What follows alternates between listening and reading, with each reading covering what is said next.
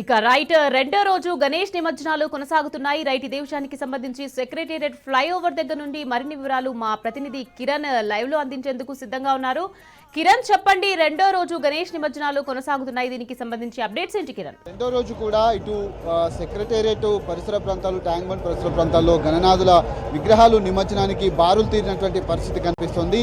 నిన్న మధ్యాహ్నం నుంచి కొంత విగ్రహాల తాకిడి తగ్గినప్పటికీ కూడా రాత్రిళ్ళు నుంచి ఈరోజు ఉదయం వరకు కూడా పెద్ద ఎత్తున విగ్రహాలన్నీ కూడా సచివాలయం పరిసర ప్రాంతాల్లో ఇటు కోలాహలంగా మారినటువంటి దృశ్యాలు అయితే మనకు కనిపిస్తూ ఉన్నాయి. ట్యాంక్ బండ్కు గణనాథులు గంగమ్మ ఒడి చేరేందుకు పెద్ద ఎత్తున వస్తున్నటువంటి పరిస్థితి మనకి ఇక్కడ కనిపిస్తుంది. ఈ నేపథ్యంలోనే దాదాపు 2,61,333 విగ్రహాలు ఈరోజు ఉదయం వరకు నిమజ్జనమయ్యాయి. నిన్న కొంత ఆలస్యంగా ఖైరతాబాద్ మహాగణపతి శోభయాత్ర ప్రారంభమైనప్పటికీ 11 గంటల వరకు క్రేన్ నెంబర్ 4 వద్దకు చేరుకుంది. దాదాపు ఒక గంటన్నర పాటు పూజలు నిర్వహించిన తర్వాత హుస్సేన్ సాగర్లో నిమజ్జనం చేశారు. అంతేకాకుండా బాలాపూర్ లడ్డు కూడా దాదాపు 35 లక్షలు ఈసారి రికార్డు స్థాయిలో పలికినటువంటి సందర్భం మనకు నిన్న కనిపించింది. అది కూడా దాదాపు 2-3 గంటల్లోనే నిమజ్జన కార్యక్రమం కూడా ముగిసినటువంటి నేపథ్యంలో పోలీసులు కూడా విగ్రహాలను దారి మళ్లించేందుకు నానా తంటాలు పడుతూ ఉన్నారు.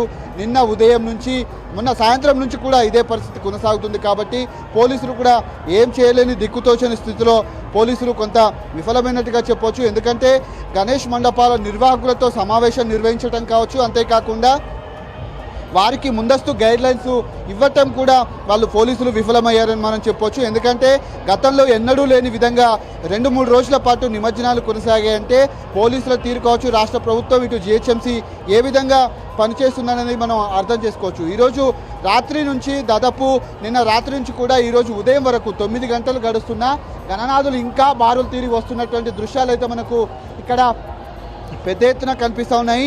దాదాపు 2,61,000 విగ్రహాలు ఇప్పటికే నిమజ్జనమైనటువంటి నేపథ్యంలో ఈరోజు సుమారు మరొక 10,000-20,000 విగ్రహాలు నిమజ్జనమయ్యేటువంటి అవకాశాలు ఉన్నాయి. నిర్వాహకులతో ముందస్తు చర్యలు చేపట్టాలి, వాళ్లకు కొంత హెచ్చరికలు జారీ చేస్తే నిన్న రాత్రి నుంచే వాళ్ళు తీసుకొని వచ్చి నిన్న మధ్యాహ్నం వరకు నిమజ్జనం చేసేది. ఖైరతాబాద్ మహాగణపతి నిమజ్జనమైన తర్వాత ఈ విగ్రహాలు కూడా కొంత ట్యాంక్ బండ్కు వచ్చేటువంటి అవకాశాలు ఉండేది. కానీ ఇప్పుడు ఈ విగ్రహాల నిమజ్జనానికి సంబంధించినటువంటి అంశంలో కూడా రకరకాల వినాయకులు ఇటు వివిధ రూపాల్లో ఉన్నటువంటి వినాయకులను పెద్ద ఎత్తున టస్కర్ల మీద తీసుకొని వచ్చి వాళ్ళు ఆటపాటలతో ఈ విగ్రహాల నిమజ్జనం కొనసాగిస్తున్నటువంటి సందర్భాలు మనకు కనిపిస్తూ ఉన్నాయి.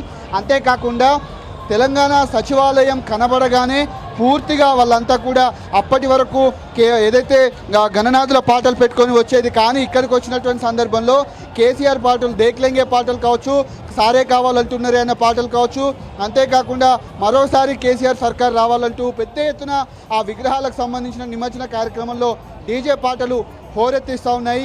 ఈ నేపథ్యంలో డీజేలు బంద్ చేయాలంటూ కూడా పోలీసులు హెచ్చరికలు చేస్తున్నప్పటికీ కూడా వాళ్ళు ఆ హెచ్చరికలను సైతం పట్టించుకోకుండా పూర్తిగా నిమజ్జన కార్యక్రమంలో డీజే పాటలతో పెద్ద ఎత్తున వస్తున్నటువంటి సందర్భం మనకు కనిపిస్తోంది.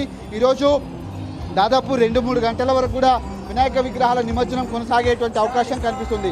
ఇటు సెక్రటేరియట్ ఫ్లైఓవర్ ఏదైతే ఉందో ఆ సెక్రటేరియట్ ఫ్లైఓవర్ అంతా కూడా వివిధ రూపాల్లో దర్శనమిస్తున్నటువంటి గణనాథులు గంగమ్మ ఒడి చేరేందుకు వస్తున్నటువంటి సందర్భం మనకి ఇక్కడ కనిపిస్తోంది. పోలీసులు కూడా వాటిని దారి మళ్లించేందుకు నానా తంటాలు పడుతూ ఉన్నారు.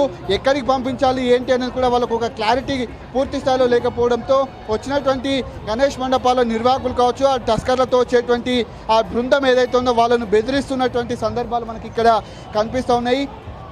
ముఖ్యంగా అటు కేసీఆర్ ఏదైతే బీఆర్ఎస్ జెండాలతో వినాయకుడిని నిమజ్జనానికి అటు తీసుకొస్తున్నటువంటి సందర్భం మనకు కనిపిస్తోంది. ఈ నేపథ్యంలోనే పూర్తిగా కేసీఆర్ పాటలతో పాటు కేటీఆర్ పాటలతో పూర్తిగా సెక్రటేరియట్ పరిసర ప్రాంతాలన్నీ కూడా డీజే పాటలతో హోరెత్తుతున్నటువంటి సందర్భం మనకు కనిపిస్తుంది. అక్కడ బీఆర్ఎస్ జెండాలు కూడా ఏదైతే వినాయక విగ్రహాలతో ప్రదర్శిస్తున్నటువంటి దృశ్యం మనకి ఇక్కడ కన్నుల పండుగగా ఇటు వినాయక నిమజ్జనాలన్నీ కూడా కొనసాగుతూ ఉన్నాయి. ఈ నేపథ్యంలోనే మధ్యాహ్నం 2-3 గంటల వరకు నిమజ్జన కార్యక్రమాలన్నీ కూడా పూర్తయ్యేటువంటి అవకాశాలు అయితే మనకు స్పష్టంగా కనిపిస్తూ ఉన్నాయి. పూర్తిగా ఇటు పోలీసులు కావచ్చు, రాష్ట్ర ప్రభుత్వం కావచ్చు, ఇప్పటికే వాటికి కనీసం కొన్ని జాగ్రత్తలు తీసుకోవడంలో, ముందస్తు చర్యలు చేపట్టడంలో పూర్తిగా విఫలమయ్యారు. ఎందుకంటే నిమజ్జనాల కార్యక్రమం ఈరోజు ఉదయం వరకు మాత్రం గతంలో మనం చూసాం, ఉదయం వరకు నిమజ్జన కార్యక్రమాలు దాదాపు 2-3 ప్రాంతాల్లో ఉండేది. కానీ 7-8 గంటల ప్రాంతం వరకు కూడా నిమజ్జన కార్యక్రమం ముగిసేది. కానీ 9 గంటలు గడుస్తోంది. మరొక 3-4 గంటల పాటు నిమజ్జన కార్యక్రమం ఇంకా కొనసాగేటువంటి అవకాశాలు అయితే కనబడుతూ ఉన్నాయి.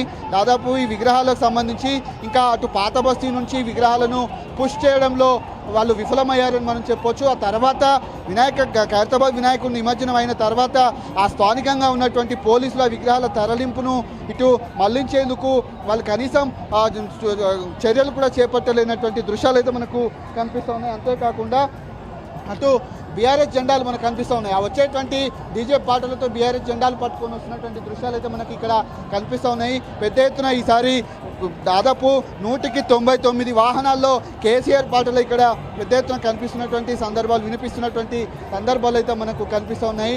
ఆ యువకులంతా కూడా బీఆర్ఎస్ జెండాలతో డ్యాన్సులు చేస్తూ గణనాథుని గమ్మగమ్మ ఉడికి చేర్చేందుకు వాళ్ళు ప్రయత్నిస్తున్నటువంటి దృశ్యాలు మనకి ఇక్కడ కనిపిస్తున్నాయి. మరోవైపు పోలీసులు కూడా కొంత ఖాళీ అయినటువంటి ప్రాంతంలోకి ఆ వాహనాలన్నింటినీ కూడా తరలిస్తున్నటువంటి దృశ్యాలు అయితే మనకు కనిపిస్తూ ఉన్నాయి. సుమారు ఒక 100 విగ్రహాలు ఇక్కడ మనకు కనిపిస్తూ ఉన్నాయి. ఈ విగ్రహాలన్నీ కూడా కొంత స్పీడప్ అయింది, కానీ పోలీసులు వాటికి సంబంధించి కనీసం ముందు ప్రణాళికలు చేయకపోవడమే ఇందుకు ప్రధాన కారణంగా కనిపిస్తుంది. నిన్న ఆర్భాటంగా మంత్రులు కావచ్చు, అంతేకాకుండా ఇన్ఛార్జ్ మంత్రి పొన్నం ప్రభాకర్, అంతేకాకుండా మేయర్ గద్వాల విజయలక్ష్మితో పాటు పోలీస్ కమిషనరు, హైదరాబాదు కలెక్టర్తో పాటు వాళ్ళంతా కూడా వీటిని ఏరియల్ వ్యూ చూశారు. అప్పుడు ఒక్క విగ్రహం కూడా ట్యాంక్ బండ్ మీద లేదు. కేవలం ఎంజాయ్మెంట్ కోసం, కేవలం కాలక్షేపం కోసం మాత్రమే వాళ్ళు హెలికాప్టర్ ద్వారా సర్వే నిర్వహించారు. కానీ వీటిని ముందస్తు చర్యలు తీసుకోవడంలో విఫలమయ్యారు మనం అర్థం చేసుకోవచ్చు.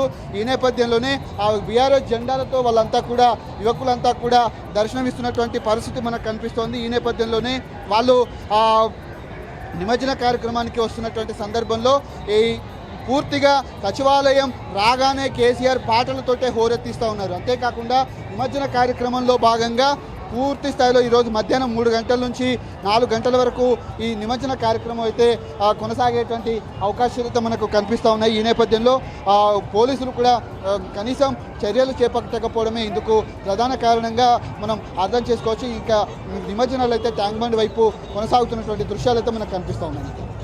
Right, thank you Kiran.